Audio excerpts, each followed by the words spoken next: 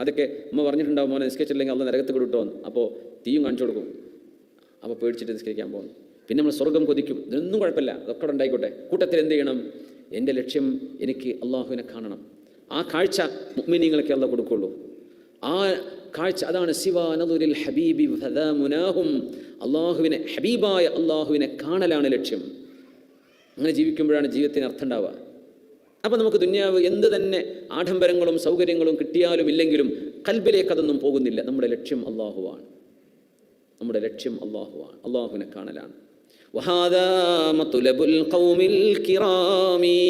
എന്തുകൊണ്ടെന്നാൽ ലാ ഇലാഹ ഇല്ലല്ലാഹ് എന്ന കലിമ അത് നമ്മൾ ഉച്ചരിക്കുന്നതോടുകൂടെ മലക്കുകൾക്ക് രേഖപ്പെടുത്തേണ്ട ആവശ്യമില്ലെന്നാണ്.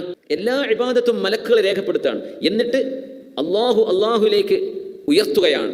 മലക്കുകളെ അള്ളാഹു തആല ഇതിന് ഏർപ്പാട് ചെയ്തിരിക്കുകയാണ്. നമ്മുടെ എല്ലാ ആരാധനയും മലക്കുകളാണ് അള്ളാഹുലേക്ക് ഉയർത്തിക്കൊണ്ടുപോകുന്നത്. ഇപ്പോൾ വ്യാഴാഴ്ച ദിവസവും തിങ്കളാഴ്ചയും അമലുകൾ വ്യാഴാഴ്ച ദിവസം ഒരാഴ്ചയിലെ അമലുകൾ ഇന്ന് വ്യാഴാഴ്ച മഗ്രിബോടുകൂടെ ഇന്നത്തെ ഈ ആഴ്ച ക്ലോസ് ചെയ്തു. ആ അക്കൗണ്ട് അള്ളാഹുലേക്ക് ഉയർത്തിക്കഴിഞ്ഞു. ലാ ഇലാഹ ഇല്ലല്ലാഹ് എന്ന കലിമത്തൊഴികെ അത് ഒറ്റക്കാണ് പോകുന്നത്. അത് ഉയർത്തേണ്ട ആവശ്യമില്ല. സുബ്ഹാനല്ലാഹ്. ലാ ഇലാഹ ഇല്ലല്ലാഹ് എന്ന് ചൊല്ലുന്നത് മലക്കുകളല്ല കൊണ്ടുപോകുന്നത്, അത് താനേ ഉയരുന്ന ഒരു കലിമത്താണ്. അത് എവിടെ നിന്ന് മനസ്സിലായതാണ്? സൂറത്തു ഫാത്തിറിലെ ഈ ആയത്തിൽ നിന്നാണ് അത് മഹാന്മാർ മനസ്സിലാക്കുന്നത്. എന്താ അല്ലാഹു പറയുന്നത്? മൻ കാന യുരീദുൽ ഇസ്സത ഫലില്ലാഹിൽ ഇസ്സതു ജമീഅ. ആർക്കെങ്കിലും അഭിമാനം വേണമെന്നുണ്ടെങ്കിൽ അവർ മനസ്സിലാക്കുക അതുകൊണ്ട് വെറുതെ ഈഗോ ഒന്നും വേണ്ട. നമ്മൾ വെറുതെ ഈഗോ പിടിച്ച് ശ്വാസം പിടിച്ചിരിക്കുക. എൻ്റെ അഭിമാനം എന്നൊന്നുമില്ല. അള്ളാഹു തരുന്നതേ ഉള്ളൂ നിൻ്റെ അഭിമാനം. മൻ കാന യുരീദുൽ ഇസ്സ. അല്ലാത്തവർ നിങ്ങൾ ശ്വാസം പിടിക്കുന്നത് കൊണ്ട് പേടിച്ചിട്ടൊരു പക്ഷേ എല്ലാത്തിനും എസ് മൂളിയേക്കാം. പക്ഷേ ലെവലേഷൻ കൽബിൽ നിങ്ങളോട് ബഹുമാനം അള്ളാഹു അവരുടെ കൽബിൽ തോന്നിപ്പിച്ചു കൊടുക്കൂല. എന്തുകൊണ്ട് കാര്യം?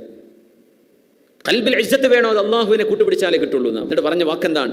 ഇലൈഹി യസ്അദുൽ കലിമുത് ത്വയ്യിബ്. ലാ ഇലാഹ ഇല്ലല്ലാഹ് എന്ന കലിമത്തിനെയാണ് കലിമുത് ത്വയ്യിബ് എന്ന് പറയാൻ ഏറ്റവും നല്ല വചനം. അള്ളാഹുവിൻ്റെ ഇസ്മ വന്ന കലിമയാണത്. ലാ ഇലാഹ ഇല്ലല്ലാഹ്. സ്വല്ലു അലൻ നബി മുഹമ്മദിൻ വആലിഹി. اللهم صل على سيدنا محمد وعلى آل سيدنا محمد وبارك وسلم عليه.